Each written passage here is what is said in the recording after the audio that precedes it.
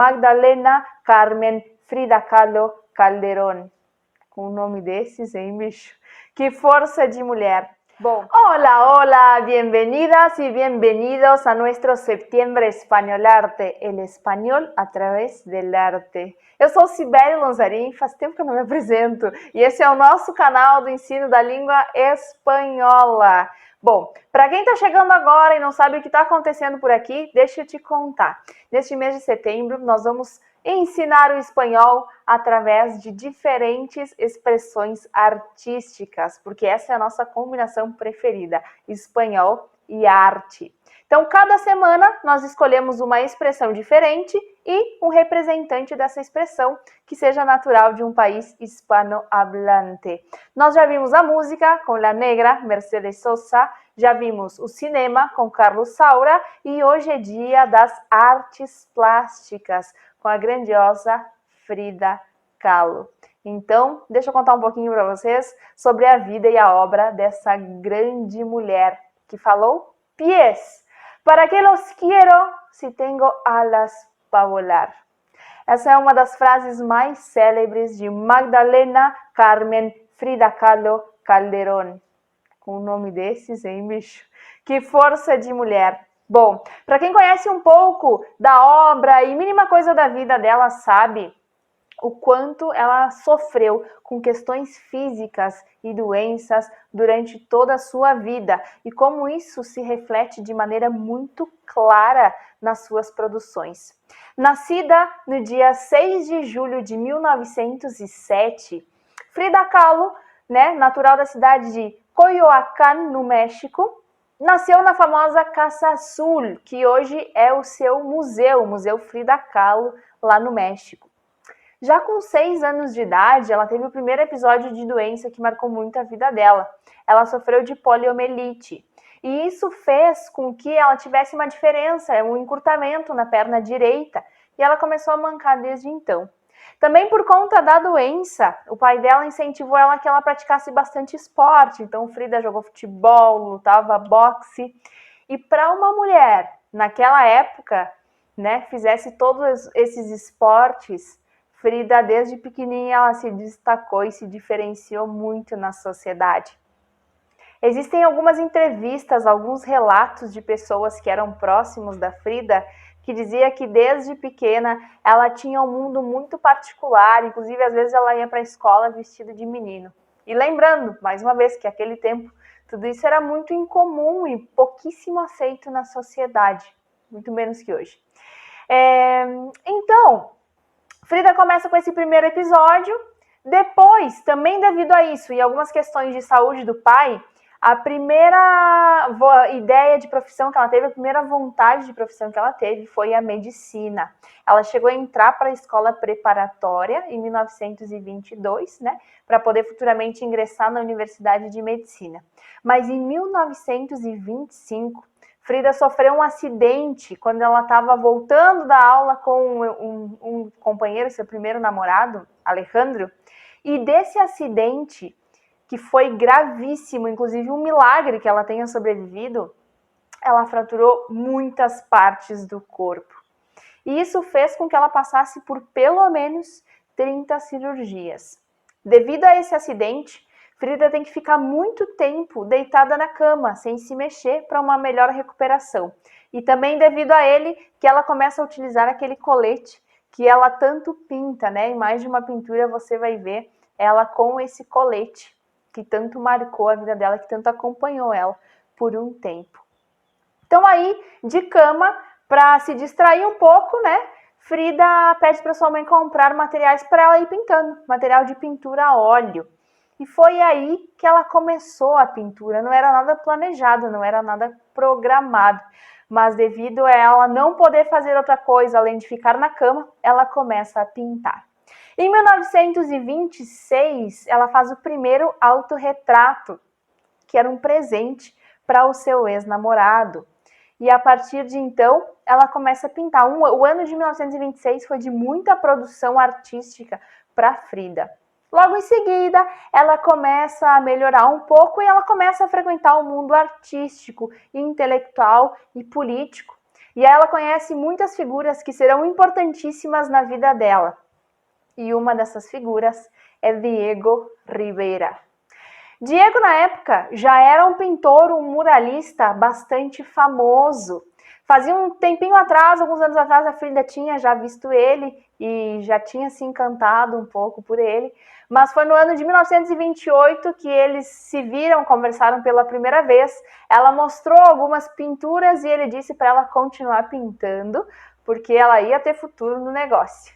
Em 1929, eles se casam, eles tinham uma diferença de uns 25 anos de idade, assim. E foi um casamento bastante colorido, digamos, bastante conturbado também, uma mistura de amor, ódio, criatividade, parceria, trabalhos, enfim. Existe inclusive o filme Frida Kahlo, que quem interpreta ela é a Salma Hayek, que é maravilhoso. Eu sou apaixonada pela fotografia, pelas cores desse filme. A interpretação dela e do ator que faz o Diego também estão sensacionais. E ali dá para ver todo esse recorrido da vida de Frida. Bom, Frida então começa a se tornar famosa pela pintura, né? Ela começa a viajar, ela é a primeira mexicana a expor em Paris e também em vários outros museus. É uma característica muito importante é que a Frida, tanto na sua vestimenta quanto nas suas pinturas, ela traz muitos elementos da cultura mexicana, muitos elementos e símbolos também da cultura pré-colombiana. Então ela foi uma grande disseminadora dessas culturas pelo mundo, através das suas pinturas e da sua figura, que era bastante particular para a época. Bom, tem muitos quadros famosos de Frida, né? Alguns deles são Las Dos Fridas, El Abrazo de Amor del Universo, Columna Rota, Diego en mi Pensamiento e, enfim, são muitos os quadros conhecidos dela. Tem Aborto em Detroit, que foi quando eles, por uma questão de trabalho do Diego, foram morar em Nova York, depois em Detroit, e ela teve um aborto, que inclusive foi outra questão bastante marcante nas suas obras, que foram os vários abortos que ela sofreu, claro, né? Ela muito debilitada fisicamente, não tinha condições de ainda poder gerar mais uma vida dentro do seu organismo, que estar vivo já era um grande milagre. Então a obra de Frida era esse misto, né, de cores e de emoções. Sim, teve muito sofrimento, mas também tem obras de bastante alegria, de contato com a natureza também, e elementos muito particulares, de um tom bem psicológico, que vai entrando por essa rama da psicologia, das sensações e do que ela vivia. Se classifica a obra de Frida como surrealista. Inclusive, a primeira pessoa que a nomeou dessa forma foi o escritor francês, que é a máxima expressão desse movimento, André Breton. Mas Frida, diante disso, dizia: creían que yo era surrealista, pero no lo era. No pinté mis sueños, pinté mi própria realidade. Então, é isso. Através do contato com as obras dela, a gente pode conhecer muito de como foi a sua vida e, inclusive, a sua força, né? De poder superar todos esses acontecimentos que marcaram muito a vida dela. O último dos seus quadros foi no ano da sua morte, em 1954. E é o quadro famoso que tem as melancias, que se chama Viva la Vida. Inclusive tem uma música da banda Coldplay que está inspirada nesse quadro da Frida. Foi a última pintura dela e na última frase do seu diário, ela conta um pouco do quanto intensa e dura foi a sua passagem por aqui. E a última frase diz assim: espero alegre la salida e espero no volver jamás. Os últimos anos de Frida foram anos bem sofridos, tanto por uma depressão que ela teve logo a primeira separação com o Diego, né, porque eles casaram novamente um ano depois, mas também com complicações físicas advindas de tantas doenças, acidentes e cirurgias que ela sofreu. A sua última exposição foi no ano de 1953, na Galeria de Belas Artes do México. Frida tinha sido proibida pelos médicos de ir na exposição, mas era a Frida, né? E aí ela fazia como ela queria, né? Ela chamou uma ambulância, a ambulância levou ela e ela estava ali no meio da exposição, na cama hospitalar, bebeu, comeu, fez muitas piadas e aproveitou a sua última exposição. Frida era essa intensidade, era esse ir contra todos os momentos, inclusive eu aqui estava conversando com o Léo, né, ontem, em relação a como Frida, pensem, ela é de 1907, mas a gente olha fotos dela, o estilo dela e ela parece extremamente contemporânea.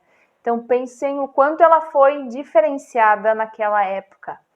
Como ela foi contra os padrões daquela época. E é justamente por isso que a partir dos anos 70, a Frida vira um símbolo do movimento feminista, né?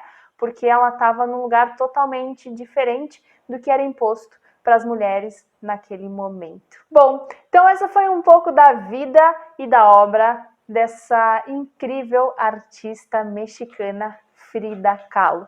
Espero que vocês tenham gostado. Lembrando que nós temos as nossas aulas ao vivo acontecendo nesse mês de setembro. Todo esse material relacionado à arte. Eu espero de coração que vocês gostem desse material que nós estamos disponibilizando.